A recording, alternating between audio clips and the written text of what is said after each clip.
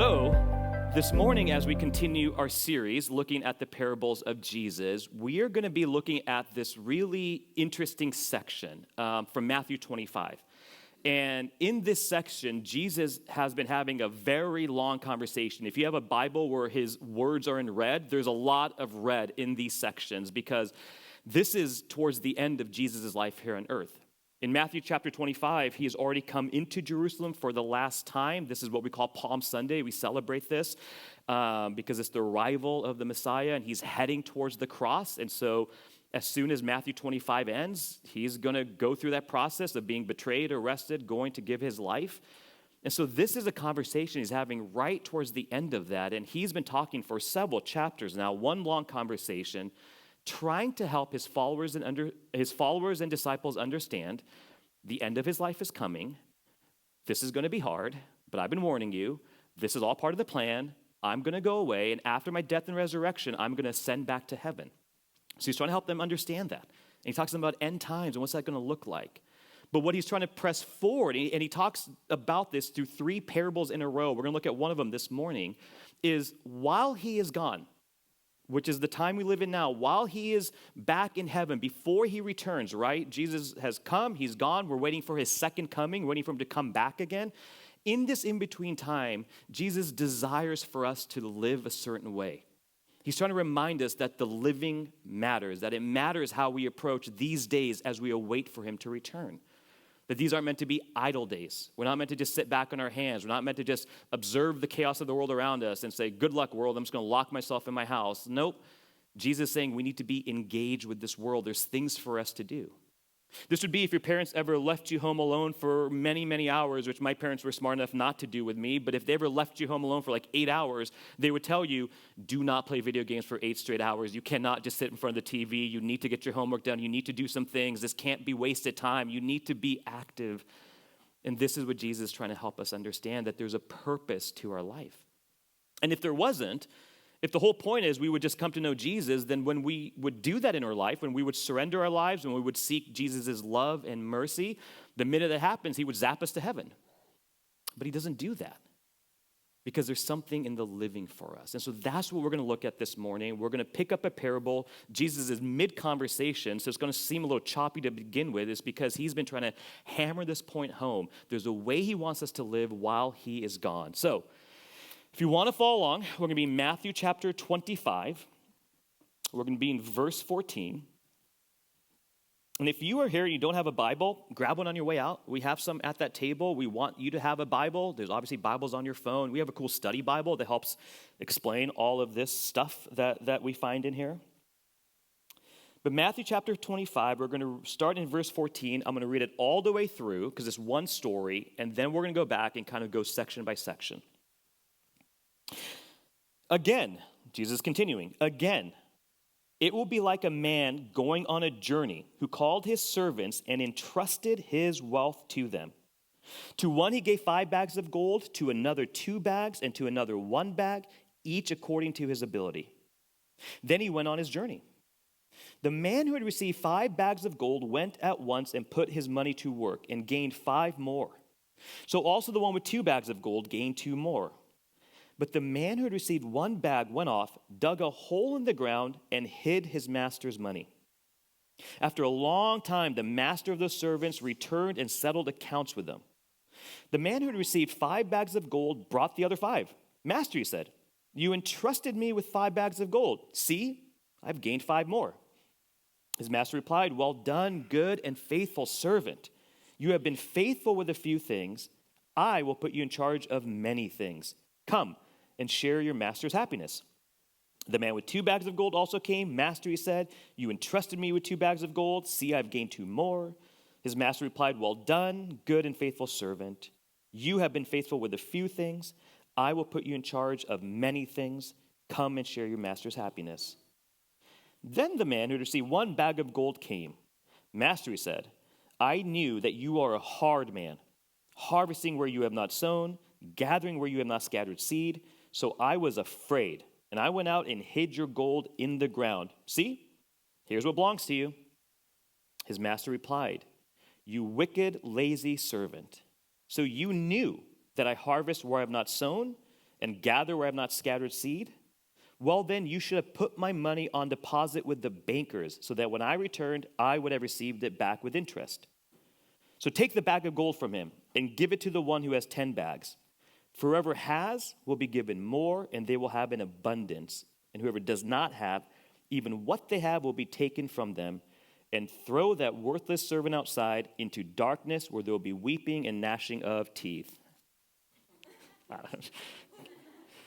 Can't bend that ending, so that's that. So let's talk about this. Let's unpack this. Remember, the purpose that Jesus is trying to help us understand is there's a manner in which he desires for us to live while we wait for his return, which we're all in that season. We're waiting for Jesus' return. We live in this reality that scholars have coined this phrase. Maybe if you've been around church, you've heard this phrase. We live in what's called the now and the not yet. We live in the now and the not yet. And here's what they mean by that. That we live in the now, meaning we live in the reality that the kingdom of heaven has come here on earth, right? We talk about this every single week, this reality. That when Jesus came to the earth, he brought the kingdom of heaven with him.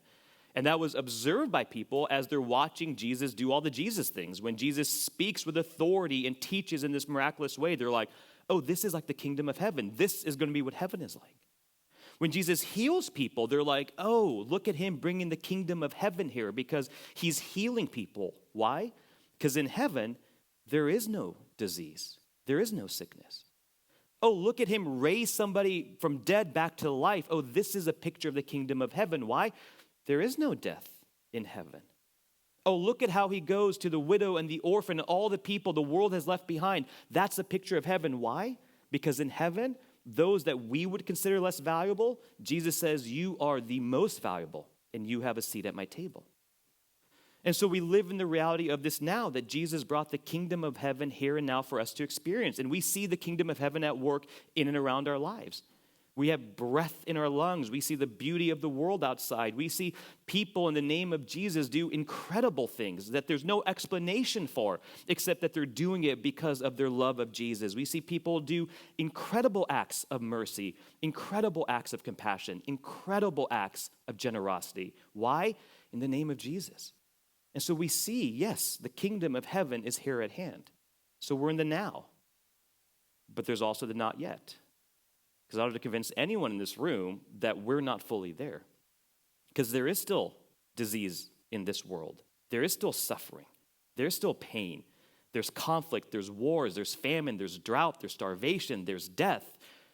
So we're not fully there. We live in the midst of this tension. We live in the now and the not yet. And Jesus is trying to help us understand that while we're in this tension, he's calling us to live a certain way. So he tells this story about a master calling his servants forward. He's about to go on this long journey, and he's entrusting them with things. He gives one 10 bags, one 5 bags, one bag. He said each according to their ability, which simply means according to their capacity, what he felt that they could steward in that season. What can you hold on to? What can you be responsible for? What can you be responsible for and be fruitful with, right? That's what he's trying to get to. The extreme example of this is if you've ever known someone, or maybe someone in this room has done this, if you've ever adopted a child, you're being entrusted with this thing. You're meant to steward this thing, care for this thing, be fruitful with this thing. Does that make sense?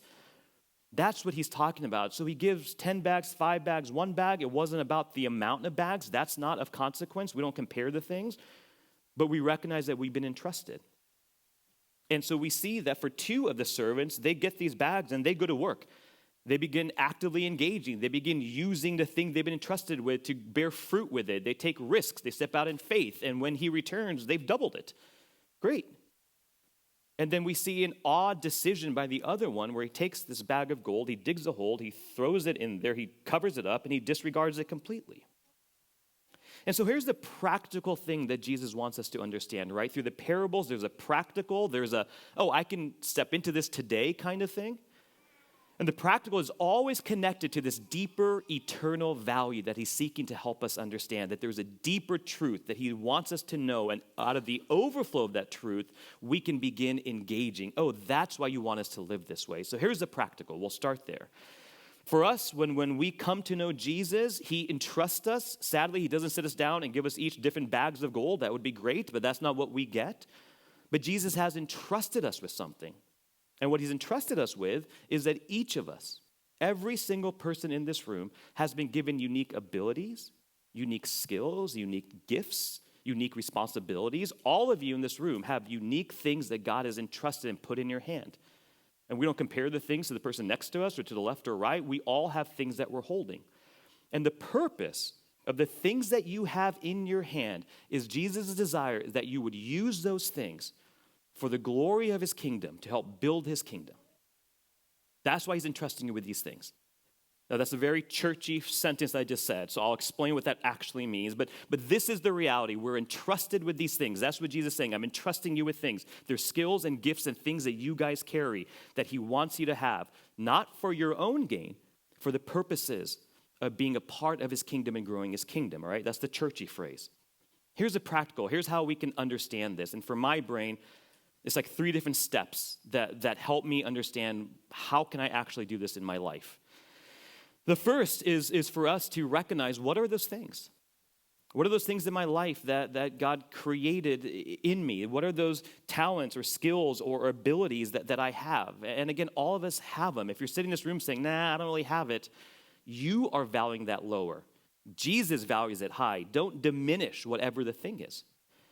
And maybe for some of you, when you were younger, you realized that maybe you're really athletic. Okay, that's something. Maybe you realized you're really good with people. Like, people always talk to you. You're the friend that when somebody's got a problem, they're calling you. Oh, okay, there's something about that. Maybe you're an incredible caregiver, that you're the one that always seeks to care for those around you. Maybe you're great at hospitality. Maybe you're great with numbers, and that makes sense to you. Maybe you're a great leader. Maybe you're a great number 2. Maybe there's these things in your life that you're like, oh, these are some of the things that I've always kind of sensed that God's always kind of put in me. Maybe you're creative. Maybe you're a great poet or a writer. Maybe you're great at writing books. Maybe you're great at doing art. Maybe you're great at medical care.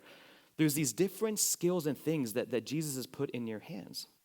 And that doesn't mean that you just get those and you didn't work hard then, right? Many of you applied those things. That if you're good with numbers, you studied really hard, and maybe you have a career now where you can use that in a way to benefit number things, whatever those are, businesses and finance things and all those fancy words that I don't know. Maybe that's what you've used those for, right? But all of you have those different things. And so consider those things. Some of them are more active. Oh, that's my profession. Some of them are hobbies. Some of them is just a part of who you are. So that's step 1. What are those things in my life? The second thing I'd ask you to consider then is, what are the spaces you find yourself in throughout the week? Think of your last week. Think of all the different spaces and places that you are in. Whether it's homes of friends, family, maybe it's something with your kids, maybe it's something at work, maybe there's a conference, maybe it's something else social. But think of all the different places you found yourself in last week. Think about your last month. Think about your last year. What are all the unique places that God continues to have you in? You're in these rooms, you're in these things with a lot of other people. And so what Jesus is saying, okay, take those 2 things and start building them together. What are those unique things that he's wired me for? What are the spaces I'm in? And now how can I put those things together for the purposes of his kingdom? How can I use them to grow his kingdom? And when I say that phrase, here's what I mean. One of them, because we talk about it every single week. How we bring more of God's kingdom here on earth is we become like God in this world. That we value the things he values, that we elevate those things. And so the things that matter to Jesus should matter to us. The way Jesus sees people is how we should view people. When we step out into the world in those ways, we are bringing more of heaven into the spaces around us. We show Jesus' love and compassion. Not our love and compassion, because it's pretty limited, but we try to show his love and compassion into this world. We show his mercy towards those around us. And when we do that, we bring more of his kingdom here, right? We talk about that every single week. I hope you're all nodding. Yes, we know this. The second thing that we don't talk about a lot is another way of how we grow his kingdom is by telling people about who Jesus is. That this is much more explicit. This is much more tangible. This is much more direct. We grow his kingdom when other people hear about his kingdom. They hear about this God who knows us and loves us, and they begin following this God. His kingdom grows by more and more people coming to know Jesus. And so that's what we say is, how are you growing his kingdom? How are you using these things in your hand to grow his kingdom? And in your life, there are going to be direct ways you can do it and indirect ways. So the direct ways are pretty obvious. Invite someone to church. Tell someone your story. Tell someone the way God has worked in your life. Tell somebody why you go to church on a Sunday morning or why you do the things you do. Share with them why this God matters to you. Share with them how he's transformed your life. Invite people. Invite them to a Sunday night dinner. Invite them to church. Be direct. Maybe for some of you, it's finding the other Christians at your work, and maybe once a month at lunch, you get together and you pray. I don't know. But there are direct ways that you can help bring more of his kingdom with the unique spaces that God has put you in, with the unique things that he's created in you. Does that make sense? Okay. And then there's indirect ways. There's ways in which the way you live is going to tell people about who Jesus is in a much louder way than your voice ever would in their life. Because you can tell someone about Jesus, but if you act like a maniac, they're going to be like, I don't want to do anything with your God because look at you. But there's indirect ways that we can be a part of bringing his kingdom here and helping people come to know and understand Jesus. So if you own a business, maybe how you operate that business tells people about who your God is. The fact that you're always going to operate with integrity and honesty. You're always going to operate with great generosity, even if it costs you something, especially if it costs you something. You're always going to do the right thing. You're always going to operate with integrity. That is telling people something's different about this person, this boss, this company, right? Maybe for you, it's how are you stepping out and how are you treating those around you? That you're surrounded with people, whoever it is, socially, maybe at work, maybe in offices, maybe at the playground, maybe at schools. You're around people all the time. And how you're treating those people.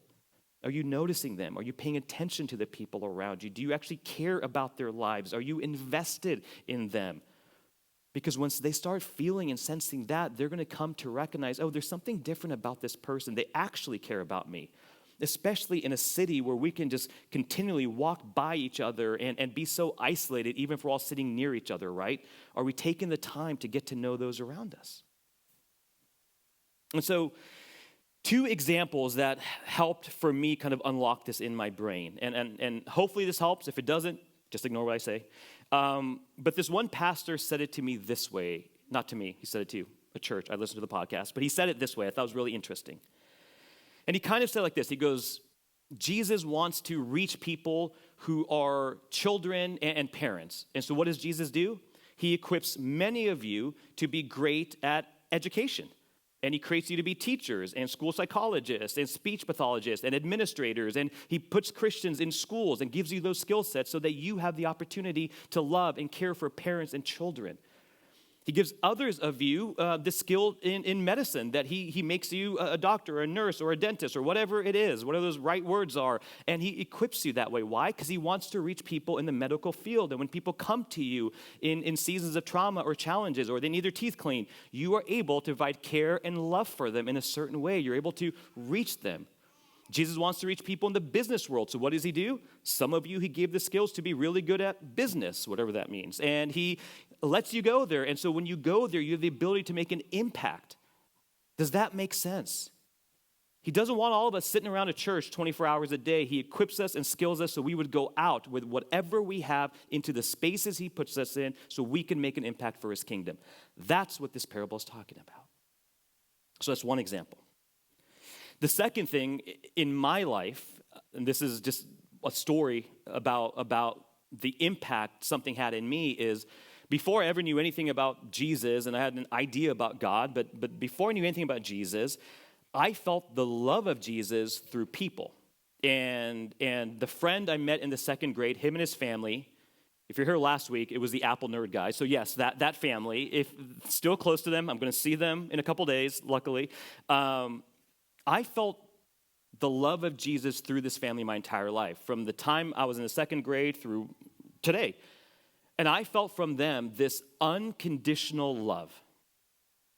And I was fortunate in my life that I felt that from my parents, but in my head, that's what parents are supposed to do. I'm old enough now to know that's not true always. But I was fortunate enough to recognize, oh, that's they're supposed to love me no matter what, right? So I disregarded that. That didn't really matter to me, sadly. But when this family that I wasn't related to, when they loved me like that, when they created space for me, when they showed me a generosity of spirit and hospitality, when they loved me unconditionally, It blew my mind. And when I got towards the end of my high school year, early college, when I started hearing about this Jesus, that there's a God of the universe that knows you and loves you completely, the only thing that helped me believe that might be true is because I'd experienced this already in my life.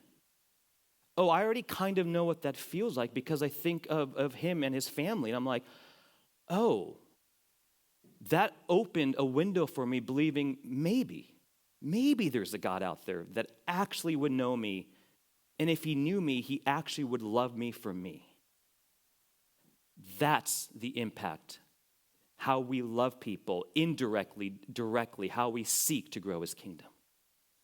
And so this is what those bags represent. So after a long time, the master of those servants returns to settle accounts. The man who received 5 bags of gold brought the other 5. Master, he said, you entrusted me with 5 bags of gold. See, I have gained 5 more. I've multiplied. I've made an impact with the things you've given me. His master replies, well done, good and faithful servant. You have been faithful with a few things. I will put you in charge of many things. Come and share your master's happiness. There's 2 things I want to mention from that. The first is that phrase, I gave you a few things and now I'll put you in charge of more things, right? This is Jesus saying that the thing I told you to care for, the thing I entrusted with you, you were faithful with it. So I'm going to give you more and more and more. Not more money necessarily, but I'm trusting you with more and more responsibility, more of an impact in this kingdom. This is if you've ever been that employee at work and every time you got a task, you killed it, you went above and beyond, and hopefully you were in their work environment where somebody noticed that. They're like, wow, that person, every time they do something, they go above and beyond. So what happens at a good company? You're given more things to do. You're given a promotion. You're given a raise, right? You get more responsibility because you're so faithful with the things you're doing. That's what he's saying.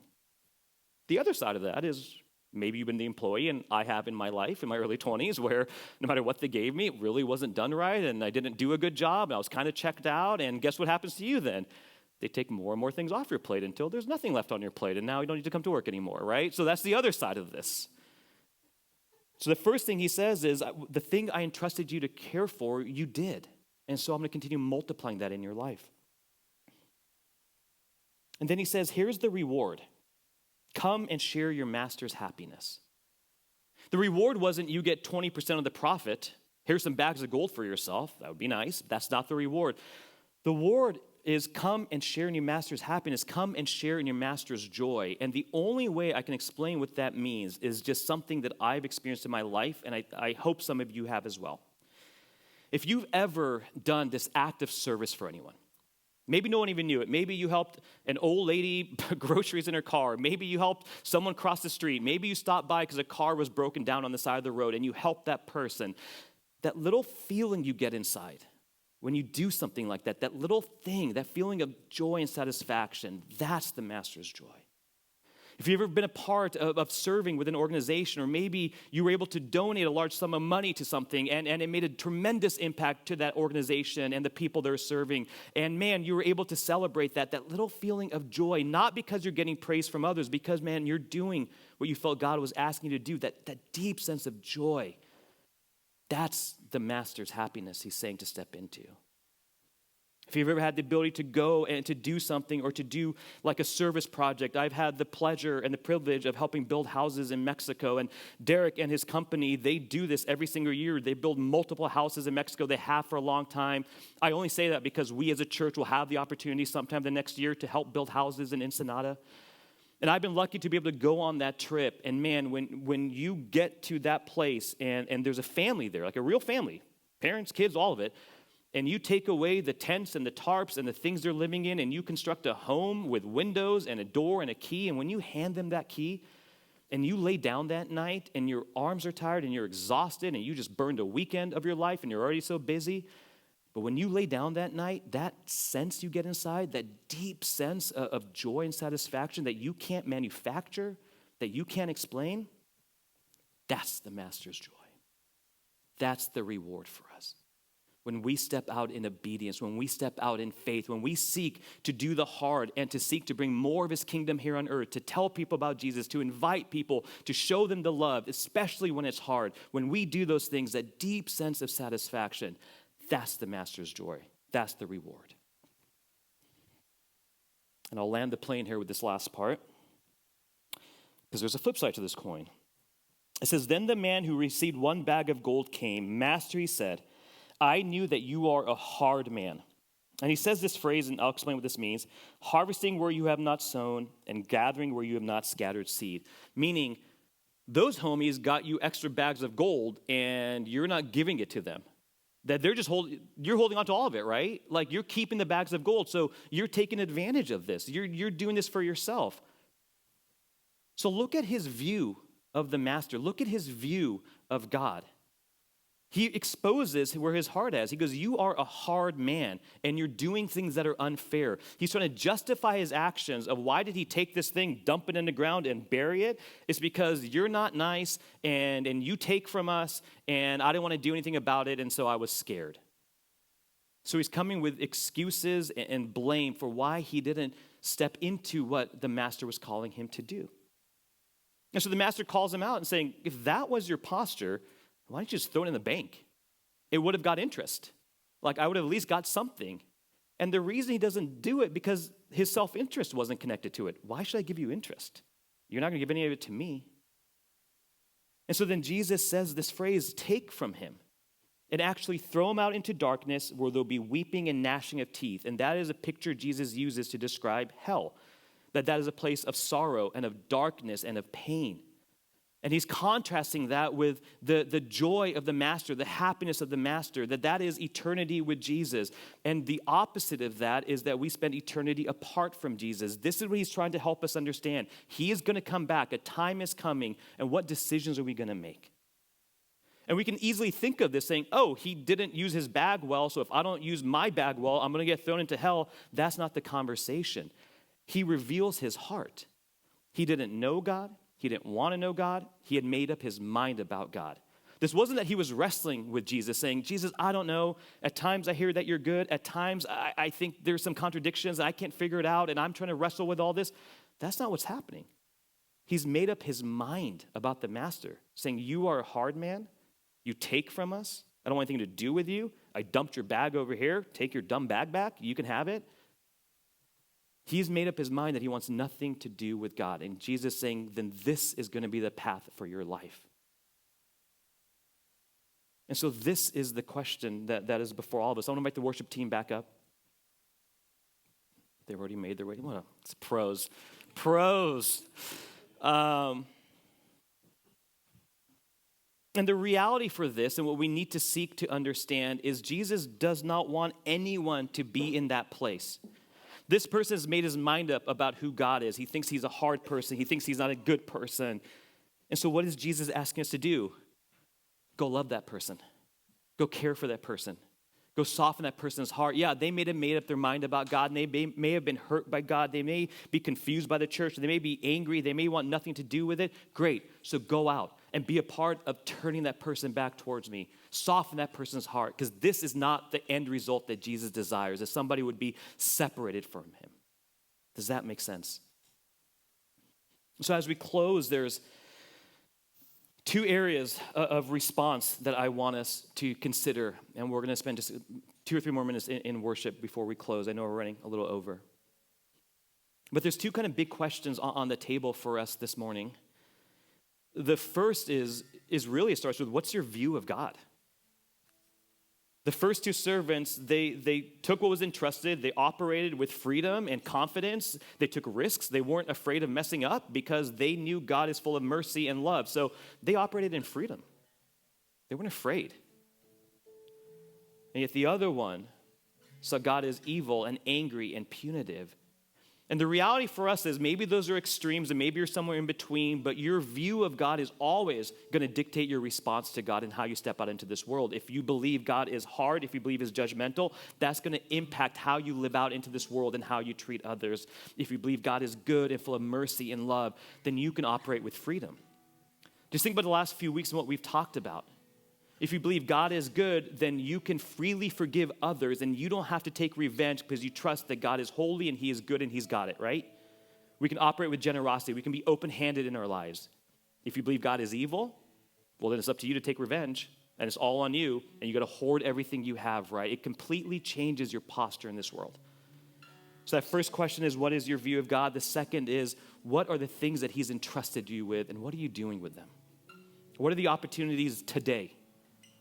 What is that text you can send? How can you show care and love? How can you tell people? How can you invite people? What spaces are you in this week that gives you the opportunity to share the reality of who God is to the world around you? Because look at the world around you. It is hurting right now.